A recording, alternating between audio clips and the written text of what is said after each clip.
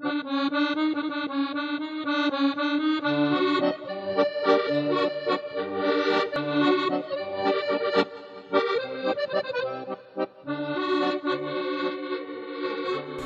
à tous, j'espère que vous êtes en forme. Maintenant que vous connaissez tous les secrets de la prosodie et des liaisons en français, on va commencer à s'intéresser à quelques-uns des 36 phonèmes de la langue française.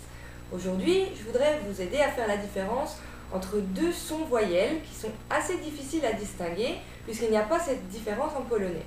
Il s'agit des sons et Vous voyez que le premier est plus fermé, plus étiré, alors que le deuxième est ouvert et plus proche du son est polonais. Au niveau de l'orthographe, le son est fermé s'écrit E accent aigu, comme dans école, café, j'ai parlé. Il s'écrit également ER, c'est l'infinitif des verbes du premier groupe, marcher, tomber, parler, ou encore EZ à la deuxième personne du pluriel du présent, vous écrivez, vous parlez, vous tombez. Donc un même verbe se prononce de la même manière au passé composé, à l'infinitif et avec le vous du présent. J'ai marché, marché, vous marchez. C'est la même prononciation.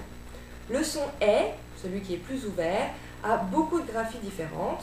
Entre autres, le E accent grave, comme dans après, père, mère, le E accent circonflexe de être, fenêtre, et les terminaisons de l'imparfait, j'allais, tu savais, ou du conditionnel, j'irai, tu irais. La différence entre ces deux sons et est importante pour faire la distinction entre passé composé et imparfait. J'ai marché, fermé, je marchais, ouvert. La différence entre le j'ai, le verbe avoir, et le je, on verra plus tard, puisque le son E du français, c'est encore un autre problème. Certains locuteurs du français font la différence entre le futur, j'irai, avec un et fermé, et le conditionnel, j'irai, avec un et ouvert. Mais ça dépend des locuteurs, de leur région d'origine, de leur accent. Dans certains mots, on a les deux sons.